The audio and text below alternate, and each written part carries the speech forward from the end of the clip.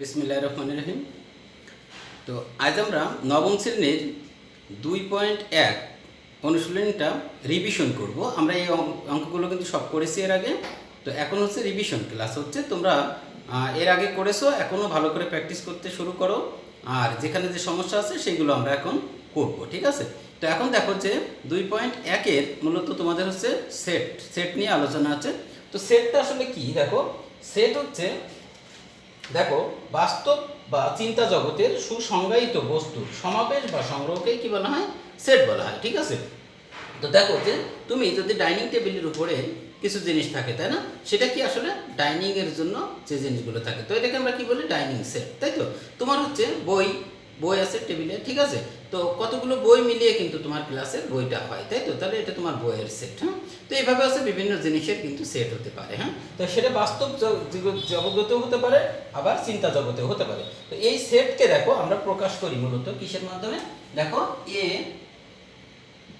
B C D এরকম capital অক্ষরের মাধ্যমে কিন্তু আমরা সেটকে প্রকাশ করি। কিন্তু যদি আমরা সেটের উপাদান প্রকাশ করি তাহলে এ বি সি ডি এভাবে, ঠিক আছে? বা 1 2 3 4 এভাবে আমরা প্রকাশ করি, ঠিক আছে? তো এখন দেখো যে সেটের, দেখো, মূলত তোমাদের যেটা করতে হবে সেটা হচ্ছে যে একটা প্রশ্ন থাকবে এরকম, ধরো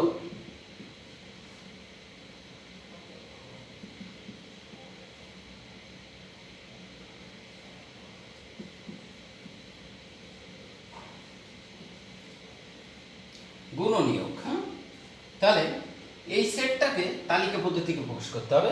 তাহলে এই সেটটা আসছে কি? দেখো, গঠন পদ্ধতিতে। আমরা যদি এটাকে তালিকা পদ্ধতিতে প্রকাশ করি তাহলে কি হবে? দেখো কি হবে, বি সমান সমান কি? এটা 28, তাই তো? 28 এর দেখো গুণনীয়ক সমূহ। হ্যাঁ, তো এই গুণনীয়ক বের করতে গেলে কি করতে হয় তোমরা একটু খেয়াল করো। 28 সমান সমান 1 ইন্টু 28, এরপরে 2 দিয়ে যদি আমরা 28কে ভাগ করি তাহলে দেখো কত হচ্ছে? 14। এরপরে দেখো 3 দিয়ে কি যাবে? যাবে না। 4 দিয়ে দেখো 4 দিয়ে যাবে, তাহলে 4 সাথে 28, তাই না? তাহলে আমরা এইভাবে হচ্ছে মানগুলো লিখবো। তাহলে কি কি হবে দেখো, এখানে b সমান সমান হচ্ছে, দেখো, 1 2 4 7 14 আর 28। ওকে, তো দেখো বি সমান সমান এইটা। আসলে 28 এর গুণনীয়ক সমূহ হলো কিন্তু এইগুলো, ঠিক আছে? আচ্ছা, গেল। এরপরে দেখো, যদি এরকম প্রশ্ন থাকে,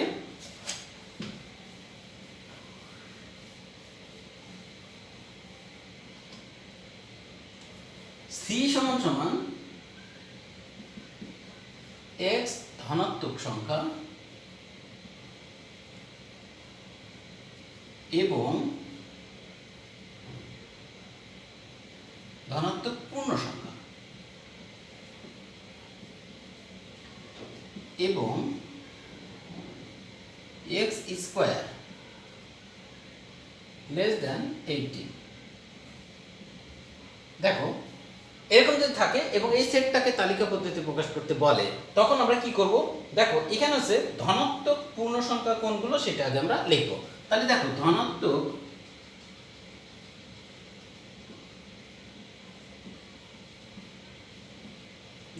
পূর্ণ সংখ্যা কোনটা? 1 2 3 4 এইগুলো, তাই তো? এগুলো হচ্ছে ধনাত্মক পূর্ণ সংখ্যা। এখন এই মানের কোন কোন মানগুলো আমরা নিতে পারবো সেটা এখন আমরা দেখব। দেখো, তাহলে x সমান সমান কত? 1 হলে x স্কয়ার সমান সমান 1 স্কয়ার সমান সমান 1। দেখো, এইটা কিন্তু 18 এর ছোট। আচ্ছা, এরপরে দেখো x সমান সমান 2 হলে x স্কয়ার সমান সমান 2 স্কয়ার সমান সমান কত? 4। এটাও কিন্তু 18 এর ছোট। তাহলে x সমান সমান দেখো 3 হলে x স্কয়ার সমান সমান 3 স্কয়ার সমান সমান 9। এটাও হচ্ছে 18 এর ছোট। তাহলে x সমান সমান দেখো 4 হলে x স্কয়ার সমান সমান 4 স্কয়ার সমান সমান 16। এটাও কিন্তু 18 এর ছোট। তাহলে x সমান সমান যদি আমরা 5 হলে এরকম হয়, তখন কি হবে? x স্কয়ার সমান সমান 5 স্কয়ার সমান সমান 25। এখন দেখো, এইখানে যদি আমরা এটা লিখি তাহলে এটা কিন্তু ভুল।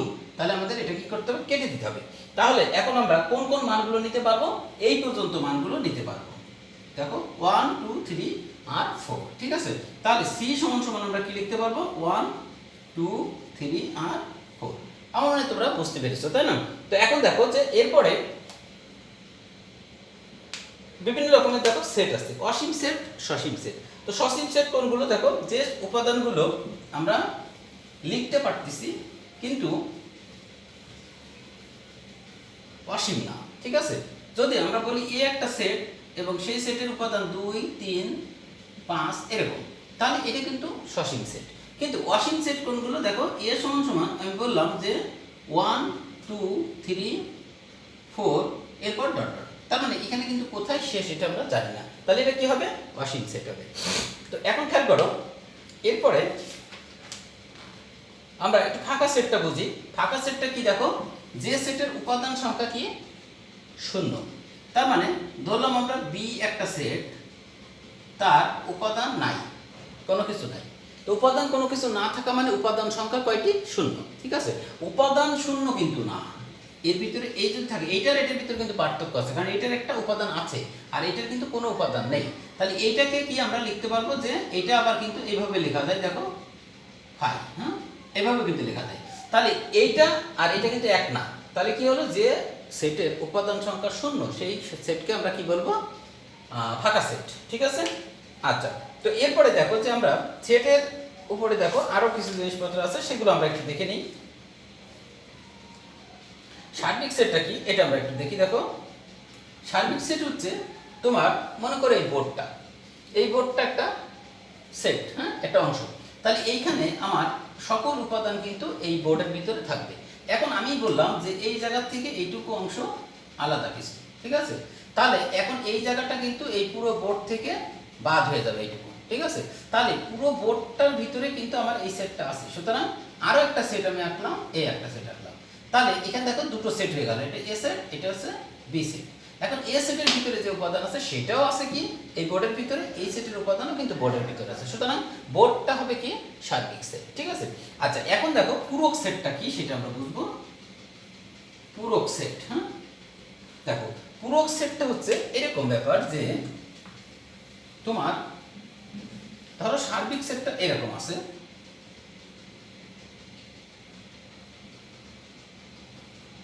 এটা হচ্ছে সার্বিক সেট, এটাকে আমরা বললাম এটার নাম হচ্ছে ইউ। ইউ কেন? ইউনিভার্সাল সেট, তাই তো, সার্বিক সেট।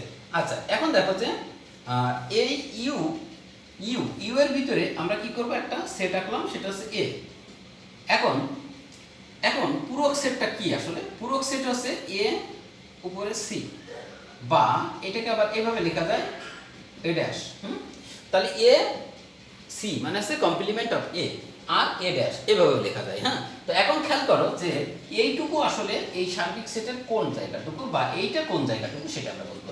এ মানে কিন্তু এই জায়গাটুকু, আর এ সি এইটুকু কিন্তু হচ্ছে এই যে বাকি জায়গাগুলো এইগুলো। তার মানে আসলে ব্যাপারটা হচ্ছে এরকম যে এ সি সমান সমান ইউ থেকে এ বিয়োগ করার পরে আমরা যে অংশটুকু পাচ্ছি সেটাই হচ্ছে ইউ মাইনাস এ, ঠিক আছে। তাহলে এখন খেয়াল করো, আমাদের একটা হচ্ছে অঙ্ক করি এখন আমরা। অঙ্কটা দেখো কেমন। ইউ সমান সমান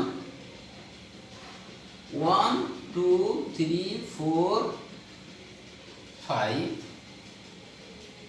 6 7, ওকে। এরপরে দেখো এ সমান সমান 2 4 6 7, বি সমান সমান 1 3 5, ওকে। তো এখন তোমার প্রশ্ন হচ্ছে কি এ সি ও বি সি বের করো, হ্যাঁ। তাহলে এখন আমরা কি করব? এখানে তোমার দেখো লিখতে হবে, দেওয়া আছে ইউ সমান সমান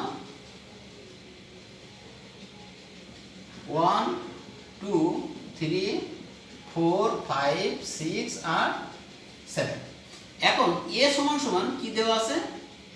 2 4 6 আর 7, বি সমান সমান 1 3 আর 5, ওকে। তো এখন এ সি বের করতে হবে আমাদের, তাই না? তাহলে কি হবে? ইউ মাইনাস এ। তাহলে ইউ এর মানটা আমরা বসাই দেব 1 2 3 4 5 6 আর 7, তাহলে এ কত 2 4 6 আর 7। এখন দেখো 2 4 6 7, তাহলে 2 4 6 7 বাদ গেলে কি থাকতেছে দেখো 1 3 5। ওকে, তাহলে এটি হচ্ছে এ কমপ্লিমেন্ট অফ এ। ঠিক আছে, এখন আমরা কি করব কমপ্লিমেন্ট অফ বি বের করব। হ্যাঁ, দেখো তাহলে কমপ্লিমেন্ট অফ বি মানে বি সি সমান সমান কি হবে ইউ মাইনাস বি। তাহলে ইউ এর মান কত 1 2 3 4 5 6 আর 7, আর বি এর মান কত 1 3 5। এখন দেখো 1 3 5 যদি বাদ যায় তাহলে 1 3 আর 5 বাদ গেলে কি থাকবে 2 4 6 আর 7। ওকে, তাহলে কমপ্লিমেন্ট অফ এ এবং কমপ্লিমেন্ট অফ বি বের করা কিন্তু আমরা শিখে ফেললাম। তো এখন দেখো এবার আমরা হচ্ছে সংযোগ সেটটা কি সেটা শিখবো। ঠিক আছে, তো দুইটা সেটের দেখো সংযোগ করা, এটা আমরা এখন শিখবো। দেখো তাহলে দুইটা সেটের সংযোগ করলে আমরা কি পাচ্ছি, ধরো সি সমান সমান একটা সেট আছে 3 4 5 আর ডি সমান সমান আছে হচ্ছে 4 6 8। ওকে, তো এখন হচ্ছে সি ইউনিয়ন ডি সমান সমান সি এর মান হচ্ছে 3 4 5 এটা, আর এই সংযোগ 4 6 আর 8। এখন দেখো আমরা দেখবো যে এই দুটোর ভিতর মিল আছে কোনটা কোনটা। দেখো এইটা, তাহলে 4 একটা 4 লিখবো, তাহলে 3 4 5 6 আর 8। ঠিক আছে, তো এইটা হচ্ছে 3 4 5 6 আর 8, এটা হচ্ছে কি সি এবং ডি এর সংযোগ সেট। ঠিক আছে, তো এখন যদি আমরা এই দুটো সেট সেট বের করতে চাই তাহলে কি হবে দেখো সি সেট সেট ডি সমান সমান কি হবে দেখো 3 4 5 সেট সেট 4 6 আর 8। এখন দেখো দুইটার ভিতরে আছে কমন কোনটা আছে 4 আছে কমন, তাহলে আমরা আছে 4 লিখে দিলাম। হ্যাঁ, তাহলে এটাই হচ্ছে সেট সেটের ফলাফল। এখন আসো আমরা একটু দেখবো ভেন চিত্রে এই দুটো চিত্র কেমন হবে সেটা। ঠিক আছে, তো দেখো এ একটা সেট আছে, সি একটা সেট আছে এটা, আর ডি আরেকটা সেট আছে এটা। তো এখন এখানে হচ্ছে সি সেটের ভিতরে দেখো কি থাকতেছে 4, আর কি আছে 3 আর 5। খেয়াল করো, এরপরে দেখো এইখানে আছে ডি সেটের ভিতরে 6 আর এখানে 8 লিখলাম, আর 4 তো আছে, তাই না?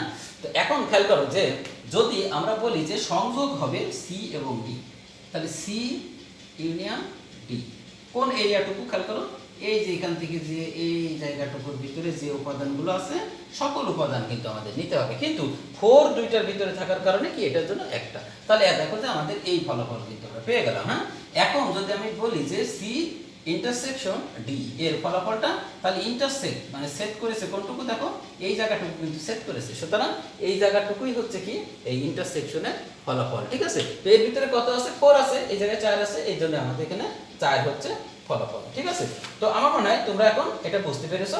এরপরে দেখো আরেকটা জিনিস, সেটা হচ্ছে পাওয়ার সেট, শক্তি সেট। ঠিক আছে, তো শক্তি সেটটা কি সেটা এখন আমরা একটু দেখব।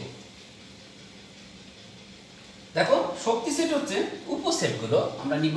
তাহলে আমরা এ যদি বলি যে এম কমা এন, তাহলে এখানে আছে পি অফ এ মানে পাওয়ার সেট অফ এ কি হবে দেখো এম একা হবে একবার, এন একা হবে একবার, এম এন একবার হবে, আর হচ্ছে একটা ফাঁকা সেট হবে। ওকে, বুঝতে পেরেছো? তাহলে এখন দেখো যে এম একা এন একা আর এম এন একসঙ্গে আর একটা হচ্ছে ফাঁকা সেট। ওকে, তাহলে এই হচ্ছে মূলত আমাদের কি পাওয়ার সেট বের করার সিস্টেম। হ্যাঁ, তো আমি 3 সংখ্যার একটা পাওয়ার সেট বের করে দেখাচ্ছি তোমাদের। দেখো বি একটা সেট আছে এ বি আর সি, তাহলে এখন পাওয়ার সেট অফ বি সমান সমান কি হবে এ একা বসবে, বি একা বসবে, সি একা বসবে, এ বি একা বসবে, এ সি একা বসবে, এরপরে বি সি একা বসবে। এরপরে দেখো এ বি সি একবার, এরপর একটা ফাঁকা সেট। ওকে, তাহলে খেয়াল করো আমার কয়টা উপাদান হলো 1 2 3 4 5 6 7 8টা, তাই না? তাহলে আমরা এই ক্ষেত্রে পেলাম কয়টা? 8টা উপাদান। আর এই ক্ষেত্রে পেলাম কয়টা উপাদান? 4টে উপাদান। তার মানে আমরা বুঝতে পারছি যে যদি আমরা পি অফ বি এর উপাদান পাই কয়টি? 8টি। তো এই 8কে কিন্তু আমরা 2 এর উপর কত? 3 লিখতে পারি। তার মানে 2 টু দি পাওয়ার n আকারে কিন্তু লেখা যায়। তাহলে n এর মান কত পেলাম? 3 পেলাম, ঠিক আছে?